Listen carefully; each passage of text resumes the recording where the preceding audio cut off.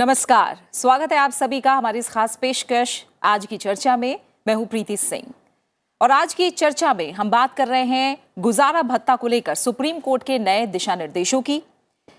वैवाहिक विवाद के मामले में गुजारा भत्ता तय करने के लिए कोर्ट ने अहम फैसला दिया है और कहा है कि दोनों पक्षों यानी पति और पत्नी दोनों को कोर्ट में कार्यवाही के दौरान अपने एसेट और अपनी लायबिलिटी यानी संपत्ति और अपने खर्चे यानी देनदारियों का खुलासा अनिवार्य तौर पर करना होगा। सुप्रीम कोर्ट ने वैवाहिक विवाद मामले में देश की अलग अलग अदालतों को एक तरह से ये दिशा निर्देश उनके लिए जारी किए हैं और अलग अलग अदालतों द्वारा जो अंतिम मुआवजा है और गुजारा भत्ता है उसकी राशि के निर्धारण में एक रूपता या कहें समानता लाने के इरादे से ये विस्तृत दिशा निर्देश तय किए हैं। सुप्रीम कोर्ट ने कहा है कि गुजारा भत्ता के लिए अदालत में आवेदन दाखिल करने की तारीख से ही गुजारा भत्ता तय होगा। सुप्रीम कोर्ट ने इस मामले में देश भर की जिला अदालतों और फैमिली कोर्ट के लिए गाइडलाइंस जारी की हैं कि किस तरह से गुजारा भत्ता के मामले में आवेदन होगा, कैसे मुआवजे की रकम का भुगतान होगा। जस्टिस इंदु मल्होत्रा और जस्टिस आर सुभाष रेड्डी की पीठ ने इस बात पर भी ध्यान दिया कि फिलहाल एक पक्ष यानी कहें कि महिला Hindu marriage act, Hindu adoption and maintenance act, domestic violence act, special marriages act और सीआरपीसी के सेक्शन 125 यानी धारा 125 के तहत अलग अलग दावे करती है, जिसके बारे में कोर्ट को अंधेरे में रखा जाता है। अक्सर ऐसा होता है। सुप्रीम कोर्ट ने कहा है कि ओवरलैपिंग अधिकार क्षेत्र और परस्पर विरोधी आदेशों की समस्या से निकलने के लिए कुछ निर्देश देने की आवश्यकता थी। आखिर जो सुप्रीम कोर्ट के ये दिशा निर्देश हैं वो है क्या, इनको हम विस्तार से जानेंगे और इस पर बात करने के लिए हमारे साथ दो खास मेहमान जुड़े हुए हैं जो इस चर्चा में शामिल हो रहे हैं। हमारे साथ हैं सुप्रीम कोर्ट के वकील रेखा अग्रवाल और अतन प्रसाद रस्तोगी। आप दोनों मेहमानों का बहुत बहुत स्वागत है इस चर्चा में शामिल होने के लिए। आप दोनों का बहुत बहुत शुक्रिया। अतन, मैं आपसे शुरुआत करूं तो सबसे पहले ये बताइए कि ये जो दिशा निर्देश है आखिर वो किस मामले की सुनवाई के दौरान सामने आए और क्या वजह रही कि कोर्ट को ये निर्देश देने की जरूरत पड़ी? जी, ये मुंबई में एक वैवाहिक मसला था जो कि कोर्ट में चल रहा था, कुटुंब न्यायालय जिसको फैमिली कोर्ट कहते हैं हम, उसमें चल रहा था, जिसमें कि वाइफ को मेंटेनेंस और उसके बच्चे को मेंटेनेंस ग्रांट हुई थी, बट हस्बैंड उससे नाखुश थे, तो इसीलिए उन्होंने उसको मुंबई हाई कोर्ट में चैलेंज किया। फिर उसके बाद सुप्रीम कोर्ट में जब मसला आया तो सुप्रीम कोर्ट ने इसके बारे में डायरेक्शंस दी हैं पूरे, जिसकी इम्पैक्ट पूरे भारतवर्ष पर होगा। और इसकी जरूरत इसलिए पड़ी क्योंकि भिन्न भिन्न हाई कोर्ट्स ने, जो उच्च न्यायालय हैं, उन्होंने अलग अलग फैसले दिए हुए थे। उनमें कई जगह कुछ कंफ्यूजन्स थी, तो उनको दूर करने के लिए सुप्रीम कोर्ट ने एक बहुत ही ऐतिहासिक फैसला दिया है, जिससे कि संपूर्ण भारतवर्ष में एक प्रॉपर और स्ट्रीमलाइन होकर के सबको एक सामान्य रूप से सारे ये भत्ते के जितने भी केसेस हैं, मेंटेनेंस के केसेस हैं, उनको डिसाइड करने के लिए एक दिशा निर्देश मिलेगा। इसकी बहुत ही ज्यादा जरूरत थी पूरे लिटिगेंट्स को, जो प्रताड़ित महिलाएं हैं, बच्चे हैं जो कोर्टों में धक्के खा रहे हैं, और हस्बैंड्स को और जुडिशरी को, जो जजेस हैं, उनके लिए भी एक डायरेक्शन हो गई कि कौन सी हाई कोर्ट के फैसले को माने और कौन से को ना माने। तो इसके लिए ये बहुत जरूरी था। और सबसे महत्वपूर्ण बात यह है इसमें कि सबसे पहले कोर्ट ने ऐसा बताया, जो कि आपने भी कहा था, कि महिलाओं को 4-5 एक्ट्स हैं जिनके अंदर में ये भत्ता मिलता है। उसके अंदर क्या होता है कि जी एक भत्ता मिल गया तो अब दूसरा भी भत्ता दूसरी एक्ट में मिल गया अगर उन्हें, तो वो दोनों ओवरलैप हो जाते हैं। जैसे कि हस्बैंड की इनकम अगर हम औसतन देखें 1 लाख रुपए महीने की है और वाइफ को उसमें से करीब 35,000 रुपए उसको हिंदू मैरिज एक्ट में मिल गए, और फिर उन्होंने दहेज प्रताड़ना की और जो डोमेस्टिक वायलेंस एक्ट है उसके अंदर उन्होंने अगर फाइल किया तो उसके अंदर उनको 40,000 मिल गए। तो ऐसा नहीं होगा कि हस्बैंड की इनकम 1 लाख है तो उनको 75,000 रुपए देने हैं वाइफ को। ऐसा होगा कि जो बाद में फैसला हुआ है उसमें पहला जो फैसला है मेंटेनेंस का, उसको कंसिडर किया जाएगा और मेंटेनेंस 40,000 ही रहेगी। ऐसा नहीं है कि मेंटेनेंस 75,000 हो जाएगी। तो ये एक बहुत बड़ी कंफ्यूजन थी, ये दूर हुई है। और इस बात से एक बात और सुप्रीम कोर्ट ने क्लियर कर दी है कि पहले ये भी होता था कि आपने अगर 125 में या किसी और एक्ट में अगर आपने मेंटेनेंस ले ली है तो आप दूसरी एक्ट में फाइल ही नहीं कर सकते, या वो एप्लीकेशन डिसमिस होगी। तो सुप्रीम कोर्ट के इस फैसले से ये भी साबित होता है कि आप की प्रताड़ित महिलाएं और बच्चे मांग सकते हैं, पर जो पहले उनको ग्रांट हो गया है वो उसमें कंसिडर होगा। ठीक है। और ठीक है। एक और बहुत महत्वपूर्ण बात सुप्रीम कोर्ट ने इसमें क्लैरिफाई की है कि कौन सी तारीख से ये भत्ता दिया जाएगा, शुरू होगा ये भत्ता देना। पहले क्या था कि 3 तरह की अप्रोच थी कोर्ट्स की, डिफरेंट हाई कोर्ट्स की। एक कहता था कि जिस दिन से आप महिलाओं ने अपना ये फाइल की है एप्लीकेशन, उस दिन से मिलेगा। दूसरे कोर्ट का, किसी और कोर्ट का ये था कि जिस दिन से कि हस्बैंड को समन्स मिले हैं, सर्विस हुई है इस एप्लीकेशन की, उससे मिलेगा। और कुछ फैसले ऐसे थे कि जब से ऑर्डर हुआ है तब से मिलेगा। तो इससे बहुत एक क्लैरिटी आ गई है, एक समानता आ जाएगी पूरे भारतवर्ष में जितने भी प्रताड़ित महिलाएं हैं उनको, कि जो भत्ता है उनको वो उसी दिन से चालू हो जाएगा जिस दिन से कि उन्होंने एप्लीकेशन लगाई थी। और ऐसा इसलिए होता है क्योंकि हमने कोर्टों में अक्सर देखा है कि एप्लीकेशंस डिसाइड होने में टाइम लग जाता है, 6 महीने लग गए, साल लग गया या 2 साल लग गए, तो उनको कोई एडवर्स इफेक्ट ना हो, उनको कोई प्रताड़ित और इस बात पे ना किया जाए, इसलिए ये फैसला बहुत महत्वपूर्ण है। और एक और इसमें बहुत मुद्दे की बात है जो कि दिल्ली हाई कोर्ट में तो पहले से ही हो रही थी कि अपने एसेट्स और अपनी लायबिलिटीज उनका एक एफिडेविट फाइल करना होगा सबको, पूरे भारतवर्ष में। जो भी कोई अगर भत्ता मांगता है या भत्ता देना है किसी को, हस्बैंड को देना है और वाइफ को लेना है, तो उन्हें अपने एसेट्स और अपनी इनकम और अपनी लायबिलिटीज का पूरा एक ब्यौरा देना होगा एक एफिडेविट के स्वरूप में, जिससे कि बहुत ज्यादा ये देखा जाएगा कि कंसीलमेंट कम होगी। जैसे लोग छुपा लेते थे अपनी इनकम, वो कम हो जाएगा। और कभी कोई इंफॉर्मेशन देते थे, जैसे कि आज एक इनकम बता दी, दूसरे हफ्ते में दूसरी इनकम बता दी, तीसरे हफ्ते में ये बता दिया कि हाँ जी हमारी कोई लायबिलिटी है, तो वो सब कंफ्यूजन्स दूर हो जाएंगी। सारी चीजें एक ही टाइम पर कोर्ट के सामने आ जाएंगी, महिलाओं के लिए भी और पुरुषों के लिए भी, और जिससे कि जुडिशियल ऑफिसर्स को एक ये बहुत आसानी होगी मेंटेनेंस डिसाइड करने में। और इसमें 3 तरह का एफिडेविट कहा है सुप्रीम कोर्ट ने। उसके बारे में भी मैं आपसे बात करूंगी जी, उसके बारे में भी आतिन मैं आपसे बात करूंगी, एफिडेविट को लेकर क्या क्या कहा गया है। रेखा अग्रवाल, अगर मैं आपके पास आऊं, आप जो मोटे तौर पर बिंदु बताए हैं अतिन जी ने, उसमें आप अभी प्रावधानों को लेकर कुछ ऐड करना चाहेंगे, इन दिशा निर्देशों को लेकर? देखिए, मैं तो इसमें यही कह सकती हूँ कि वैसे मिस्टर रस्तोगी ने काफी कुछ बता दिया इसके बारे में, पर ये जो एफिडेविट था दिल्ली में तो पहले ही चलता था। दिल्ली हाईकोर्ट ने कुसुम शर्मा वर्सेस महेंद्र शर्मा के केस के अंदर एक एफिडेविट यानी कि हलफनामा एक तैयार कर रखा था, जिसको हर व्यक्ति को भरना पड़ता था, महिला को भी और पुरुष को भी। और उसमें सारी अपनी चल अचल संपत्ति के बारे में बताना पड़ता था, कोई जो लॉसेस हैं उनके बारे में, कोई जिम्मेदारियां हैं, अपना जीवन यापन करने का तरीका क्या है, सब चीजें बताना पड़ता था, आपका स्टेटस क्या है, लाइफस्टाइल क्या है। तो उन सबको देख के ही कोर्ट जो है वो फैसला कर पाती थी। परंतु दिक्कत ये होती थी कि जो बाकी कोर्ट है, ये सिर्फ दिल्ली में, दिल्ली हाईकोर्ट के ऑर्डर की वजह से सिर्फ दिल्ली के अंदर ही जो हलफनामा है ये इसकी एक प्रथा थी, बाकी कोर्ट्स में नहीं थी। तो अब जाके आखिर के अंदर कोर्ट ने कुछ दिशा निर्देश दे दिए हैं। जो हलफनामा जो दिल्ली के अंदर चलता था उसको पूरे भारत के अंदर उसको बना दिया गया, उसको और विस्तार से बना दिया गया है।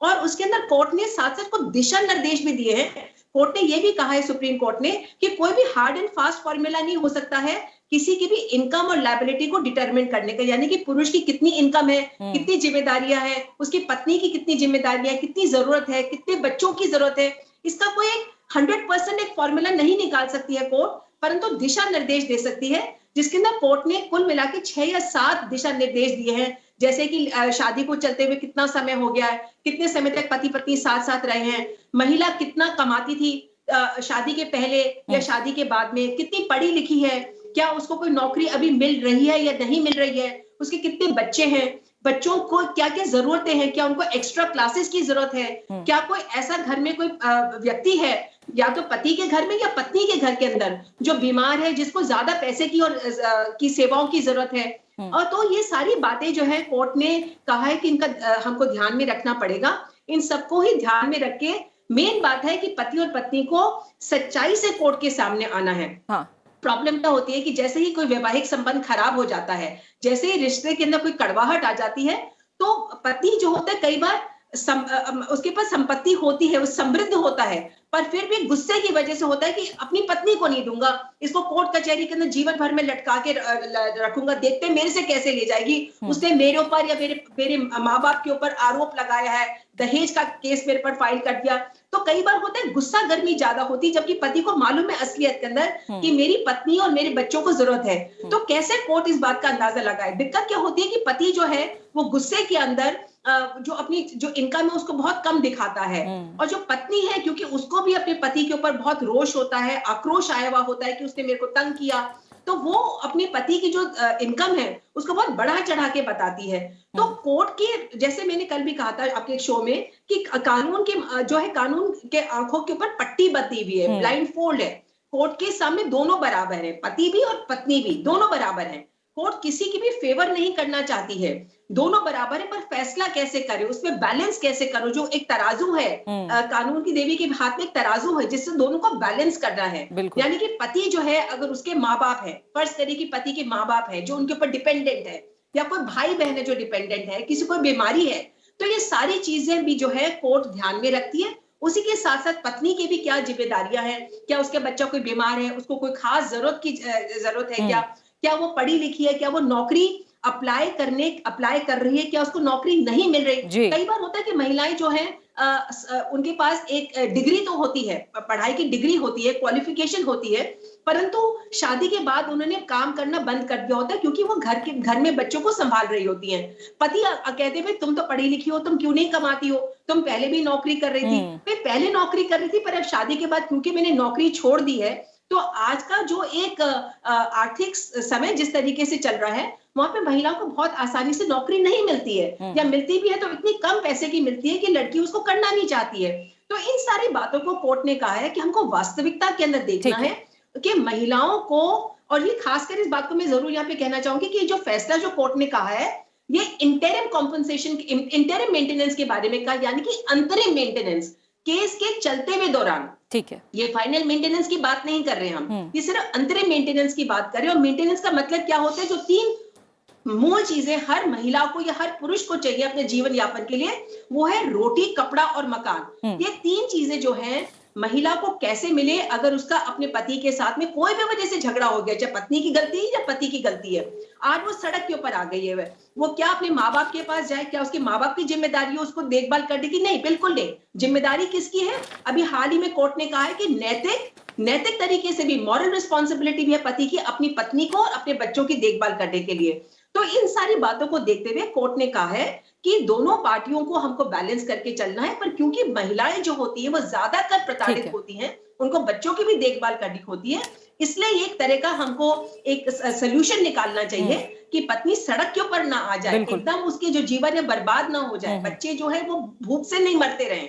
तो इस तरीका एक फॉर्मूला निकालना चाहिए कि जिससे कम से कम अंतरिम मेंटेनेंस है उनको मिलना शुरू हो जाए। आखिर में जो फैसला होगा कोर्ट का, कितना हो सकता है कि कोर्ट ज्यादा मेंटेनेंस दे दे आखिर में, जब केस खत्म होने लगे, हो सकता है कि मेंटेनेंस को कम भी कर दे। और यहाँ पर कोर्ट को जो मेंटेनेंस की बात कर रहे हैं प्रीति जी, वो ये है कि 2 चीजों को देखना है कि पति का स्टेटस अगर बहुत ऊंचा है तो वो पत्नी को नहीं कह सकता है कि तुम्हारा स्टेटस या तुम्हारे माता पिता का स्टेटस तो इतना कम था, समाज में दर्जा इतना कम था, तुम्हारे फर्ज करिए कि पति जो है 1 लाख रुपया महीना कमा रहा है, वो पत्नी को नहीं कह सकता कि तुम्हारे लिए तो 10,000 रुपए ही बहुत हैं, क्योंकि तुम इसी स्टैंडर्ड ऑफ लिविंग से यूज्ड टू हो, तुम्हारे पिता के घर में ऐसा ही तुमने घर बार देखा है। पत्नी का अधिकार है, जो बहुत इंपॉर्टेंट फैसला कोर्ट ने इस बात को कहा है कि पत्नी का यह अधिकार है कि मुझे उसी स्टैंडर्ड से रहने का मेरे को खर्चा मिलना चाहिए जिससे मैं अपने पति के घर के अंदर रहने की आदी थी। यानी कि पति अगर एक अपर मिडिल क्लास लाइफस्टाइल को लीड कर रहा है, उसको तो पत्नी को भी वही लाइफस्टाइल देनी पड़ेगी। वो ये नहीं कह सकता कि तुम बिल्कुल सड़क की, बिल्कुल लो मिडिल क्लास की। हाँ, यानी पैमाना वही स्टैंडर्ड रखा जाएगा। आप दोनों ने बहुत बड़ी बातें बताई हैं इस गाइडलाइन को लेकर। मैं बहुत जल्दी एक मिनट में रैप करते हुए ग्राफिक्स के जरिए दिखा दूं कि आखिर जो दिशा निर्देश है वो है क्या। तो वैवाहिक विवादों में गुजारा भत्ते को लेकर सुप्रीम कोर्ट ने नए दिशा निर्देश जारी किए हैं और नए दिशा निर्देशों के बाद गुजारा भत्ता तय करने के नियम बदल जाएंगे। अब गुजारे भत्ते की रकम तय करने के लिए दोनों पक्षकारों को कोर्ट में कई चीजों का विवरण देना होगा। इसके बाद ही जो आय के स्रोत हैं वो देखते हुए तय किया जाएगा कि कितना गुजारा भत्ता देना है। अब विवाद के अदालत में जाने के बाद ही दोनों पक्षकारों को अपनी आमदनी के स्रोत का पूरा ब्यौरा देना होगा। हलफनामे में यह भी बताना होगा कि शादी के बाद कितनी चल और अचल संपत्ति अर्जित की गई।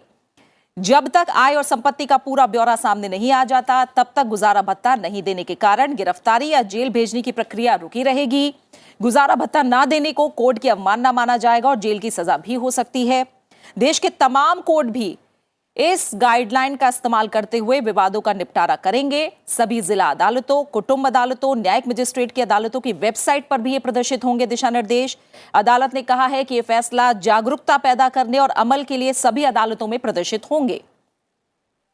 साथ ही अदालत ने यह भी कहा है कि फैसला गाइडलाइन में भी बताया है कि किस तरह से गुजारा भत्ता के मामले में आवेदन होगा, कैसे मुआवजे की रकम का भुगतान करना होगा और जिस तारीख को आवेदन किया गया है उसी तारीख से गुजारे भत्ते का भुगतान करना होगा। ओवरलैपिंग के मुद्दे पर भी तमाम निर्देश हैं और साथ ही जो अलग अलग धाराएं हैं और एक्ट है जिनके तहत मुकदमा चलता था मुआवजे को लेकर, उसमें भी अगर अलग अलग कानूनों के तहत एक के बाद एक दावे होते हैं तो वो भी देखा जाएगा, सभी को ध्यान में रखा जाएगा और अदालत की कार्रवाई में निर्धारण करते समय इन जो पहले की निर्धारित राशि है किसी और मामले में उसको भी समायोजित किया जाएगा या नहीं किया जाएगा। ये तमाम मोटी बातें हैं जो रखी जाएंगी सामने। आतिन जी, रेखा जी ने बहुत बड़ी बड़ी बातें जो हमें बताई हैं, मुख्य जो बिंदु हैं वो बताए हैं कि भत्ता देने से पहले किन किन पहलुओं को नजर में रखा जाएगा, खासकर जो ससुराल में उसका स्टेटस रहा था उसे लेकर भी उन्होंने अहम बिंदु बताया है। मैं ये जानना चाहती हूँ कि अगर मान लीजिए महिला अपना खुद पैरों पर खड़ी है तो इसका क्या असर पड़ता है और साथ ही सुनवाई के दौरान अगर वित्तीय स्थिति में, दोनों ही पक्षों की वित्तीय स्थिति में कोई परिवर्तन आता है, मान लीजिए महिला नौकरी कर रही है, उनकी नौकरी चली गई, या पुरुष नौकरी कर रहे हैं, मान लीजिए उनकी नौकरी चली गई, या वित्तीय स्थिति में सुनवाई के दौरान ही कोई फर्क पड़ा है, तो इसका क्या असर होगा? जी देखिए, पहले मैं इस बात को क्लैरिफाई कर दूं कि अगर महिला अर्न कर रही हैं और वो किसी महत्वपूर्ण पोजीशन पर हैं तो ऐसा सुप्रीम कोर्ट ने कहा है कि ऐसा नहीं है कि कोर्ट उनकी मेंटेनेंस को या उनके भत्ते को एकदम मना कर देगी। ठीक है, कोर्ट को तभी सुनना है दोनों पक्षों को। ऐसा भी हो सकता है अगर हम औसतन देखें कि महिला की इनकम है 1 लाख रुपए महीना और उनके पति की इनकम है 10 लाख रुपए महीना, तो ये बात लाजमी है कि इससे पहले जब वो शादी में इकट्ठे रहते थे, वैवाहिक संबंध में थे, तब उनका स्टैंडर्ड ऑफ लिविंग डिफरेंट होगा, एक बेहतर होगा। तो सुप्रीम कोर्ट का मानना है कि इस तरीके से अगर कोई दिक्कत होती है तो वाइफ को मेंटेनेंस ग्रांट होगी, इररिस्पेक्टिव कि वो अर्न कर रही हैं। लेकिन सुप्रीम कोर्ट ने एक लाइन ये भी लिखी है इसके अंदर कि आप अगर सोचें कि हस्बैंड और वाइफ दोनों ही इक्वली अर्न कर रहे हैं और उनके बच्चे हैं, तो उसमें वाइफ को भी कंट्रीब्यूट करना होगा बच्चों की परवरिश के अंदर। ये सुप्रीम कोर्ट ने कहा है इस फैसले में।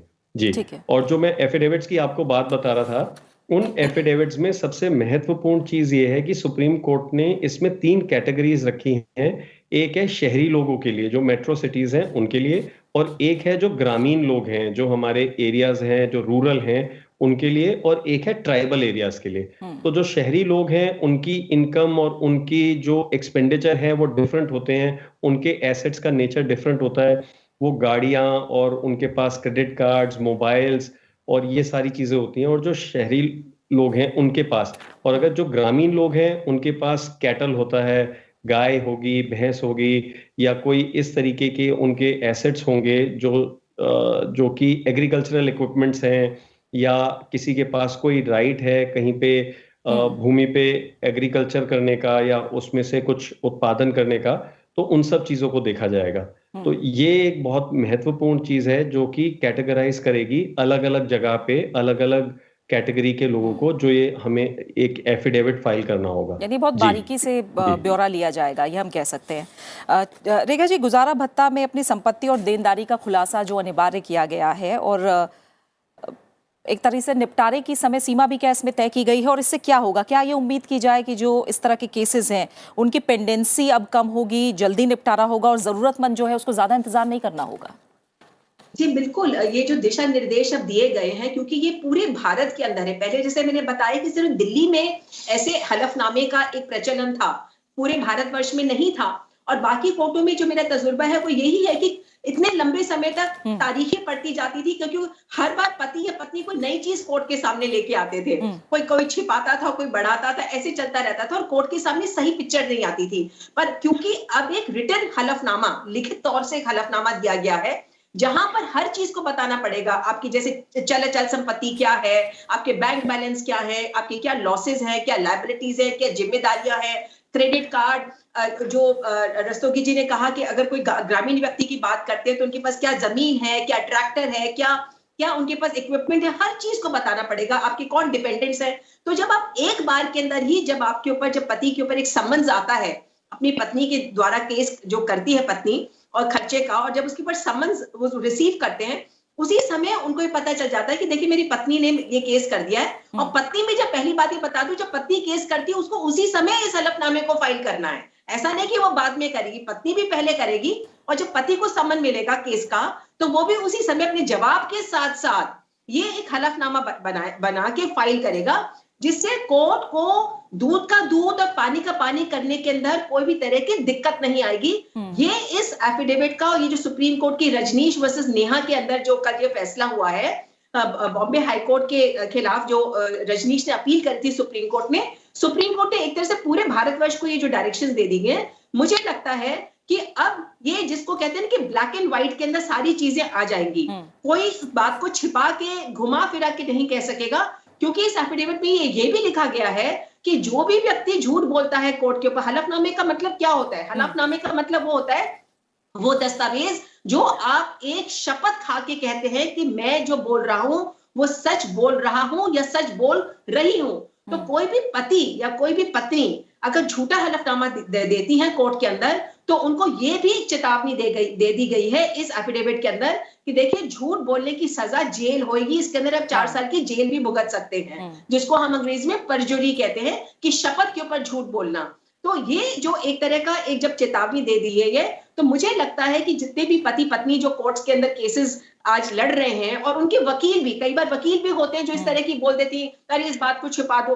अब वकील के ऊपर भी ये जिम्मेदारी होगी कि वह अपने मुवक्किलों को सही तरीके से समझाएं कि देखिए आप कब तक, जैसे कहते हैं ना कि खैर मनाओगे आप कोर्ट से, आपको सच बताना ही पड़ेगा, आप पति को भी बताना पड़ेगा, पत्नी को भी बनाना पड़ेगा। हाँ, पति जो है, मैं यहाँ पे ये कहना चाहूंगी, पति जो है वो कोर्ट्स ने ये भी कहा हुआ है कि पति को दूध देने वाली गाय नहीं है जिसको पत्नी जब चाहे निचोड़ ले और उसको छोड़ दे। तो पति की भी जिम्मेदारी अपनी पत्नी और बच्चों की तरह बनती है। पत्नी अगर कमाती है तो वो भी कोर्ट के सामने सच सच बताए। कई बार होता है कि पत्नियां जो है, जो अपने कुछ कमाती भी हैं, तो उसको सच नहीं बताती हैं, और वो जो अपनी सैलरी है वो चेक में नहीं लेके कैश में ले लेती हैं। स्पेशली जो औरतें जो होती हैं वो घर में काम करती हैं, जैसे बच्चों को ट्यूशन देती हैं, कोई छोटा मोटा बुटीक चला लेती हैं, सिलाई का काम करती हैं, खाने पीने का कोई बिजनेस करती है छोटा मोटा, जिसके अंदर उनकी जो पैसे हैं उनको कैश के अंदर मिलते हैं।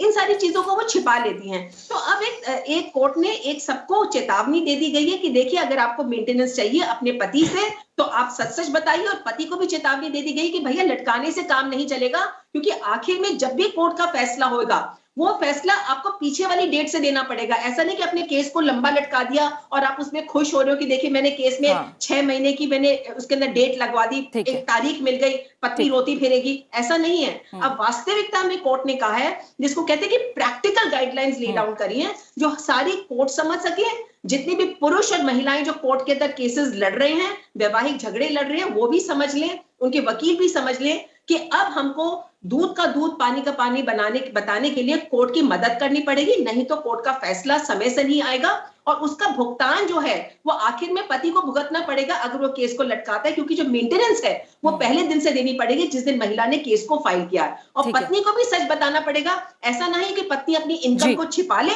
और बाद में जो पति है वो बताए कि देखिए मेरी पत्नी की तो इतनी ज्यादा इनकम है, हो सकता है मेरे से ज्यादा भी इनकम हो, तो पत्नी को भी उसका जो भुगतान करना पड़ेगा। कुल मिला के मैं सोचती हूँ कि ये बहुत अच्छा फैसला है, और केसेस की जो फैसले अब जल्दी होंगे, कम से कम अंतरिम, क्योंकि देखिए जो रोटी कपड़ा और मकान की जो जरूरत है वो आज है। मेंटेनेंस ऐसी चीज नहीं है कि जो बाद में रुक सकती है। अगर किसी को भूख लगती है तो आज लगती है, सिर पे छत चाहिए तो आज चाहिए, तन पे कपड़ा चाहिए तो आज चाहिए। तो पत्नी और बच्चे जो हैं वो सड़क के ऊपर ना आ जाए अपने किसी वैवाहिक झगड़े की वजह से, ये कोर्ट ने इस बात को ध्यान में रखा है और एक बहुत प्रैक्टिकल, बहुत सुंदर फैसला है जिसका हम बहुत स्वागत करते हैं और उम्मीद करते हैं कि आखिर में पत्नियों को, उनके बच्चों को राहत मिलेगी और पति जो गलत मंसूबे रखते हैं, जो भी पति गलत मंसूबे रखते हैं कि हम अपनी पत्नी को कोर्ट के अंदर तंग करेंगे, वो ऐसे जो उनके इरादे हैं वो विफल हो जाए। बिल्कुल बिल्कुल। और अतन, जैसे रेखा जी बता रही हैं कि तमाम जो पहले एक तरह से कहें लूप होल्स थे उनको ध्यान में रखा गया है, एक बराबर के प्लेटफॉर्म पर लाकर रखा गया है। जेंडर न्यूट्रल तो उस तरह से हम नहीं कहेंगे, लेकिन क्या उस दिशा में बढ़ता हुआ कहीं ना कहीं ये दिशा निर्देश दिख रहे हैं? आगे की राह क्या है, क्या कुछ कमियां हैं, इस पर मैं चाहूंगी एक आखिरी कमेंट आप दें।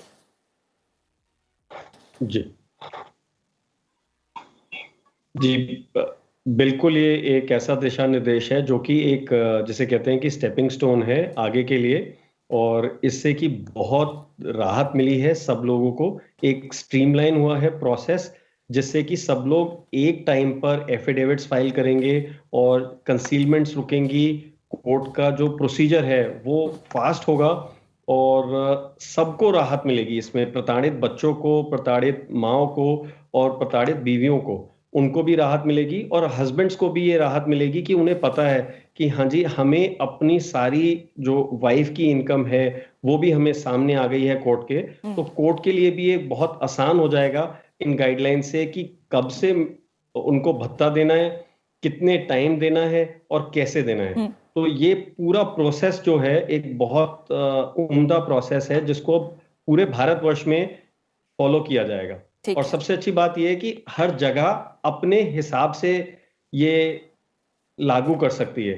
जैसे शहरों में एफिडेविट और उनकी इनकम डिफरेंट है तो वो उस हिसाब से होगा, ग्रामीण क्षेत्रों में डिफरेंट है तो वो उस हिसाब से होगा, ट्राइबल क्षेत्रों में डिफरेंट है तो वो उस हिसाब से होगा। बिल्कुल जी। चर्चा का समय यही पूरा हो गया है। रेखा अग्रवाल आपका और रतन प्रसाद रस्तोगी, आप दोनों मेहमानों का फिलहाल बहुत बहुत शुक्रिया। ये जो सुप्रीम कोर्ट के दिशा निर्देश है उन्हें लेकर विस्तार से हमें इन तमाम बिंदुओं को साफ करने के लिए, चर्चा में शामिल होने के लिए आप दोनों का बहुत बहुत शुक्रिया। इसी के साथ आज की चर्चा में फिलहाल इतना ही।